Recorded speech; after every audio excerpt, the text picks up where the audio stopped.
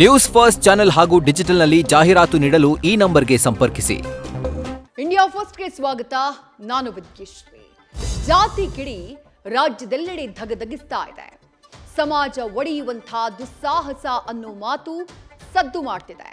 ಸಂಪುಟ ಸಭೆಯಲ್ಲಿ ಸಚಿವರ ಆಕ್ಷೇಪ ವ್ಯಕ್ತವಾಗಿದೆ. ಜಾತಿ ಜನಗಣತಿ ವಿಚಾರದಲ್ಲಿ ರಾಜ್ಯ ಸರ್ಕಾರವೇ ಹೋಳಾದಂತಿದೆ.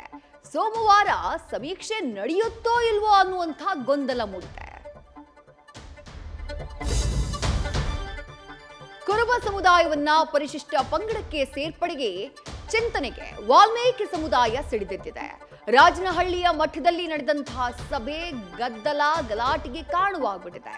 ಸಂಸದ ಇ ತುಕಾರಾಂ ಹಾಗೆ ಬಂಗಾರು ಹನುಮಂತು ಕೈ ಮಿಲಾಯಿಸಿದ್ದಾರೆ. ಶ್ರೀಗಳ ಮುಂದೆ ಚಾತುರ್ಯ ನಡೆದು ಹೋಗಿದೆ.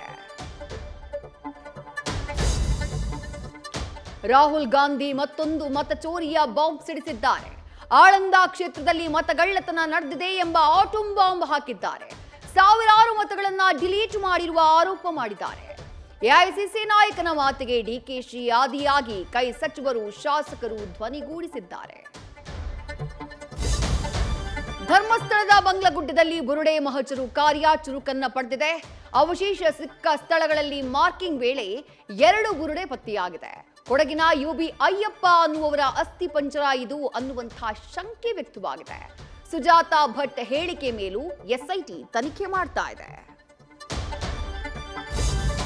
ಬಾಲಿವುಡ್ ಬಡಗಿ ದಿಶಾ ಪಟಾಣಿ ಮನೆ ಮೇಲೆ ಗುಂಡು ಹಾರಿಸಿದ್ದವರಿಗೆ ಶಾಸ್ತಿಯಾಗಿದೆ. ಪೊಲೀಸರ ಎನ್ಕೌಂಟರ್ನಲ್ಲಿ 2 ದುಷ್ಕರ್ಮಿಗಳು ಮೊಟಾಶ್ ಆಗಿದ್ದಾರೆ. ಕ್ರಿಮಿನಲ್ಗಳ ಅಟ್ಟಹಾಸವನ್ನ ಸಹಿಸೋದಿಲ್ಲ ಎಂದಿದ್ದ ಉತ್ತರ ಪ್ರದೇಶ ಸಿಎಂ ಯೋಗಿ ನಾಡಿನಲ್ಲಿ ಪೊಲೀಸರ ಗನ್ ಸದ್ದು ಮಾಡಿದೆ.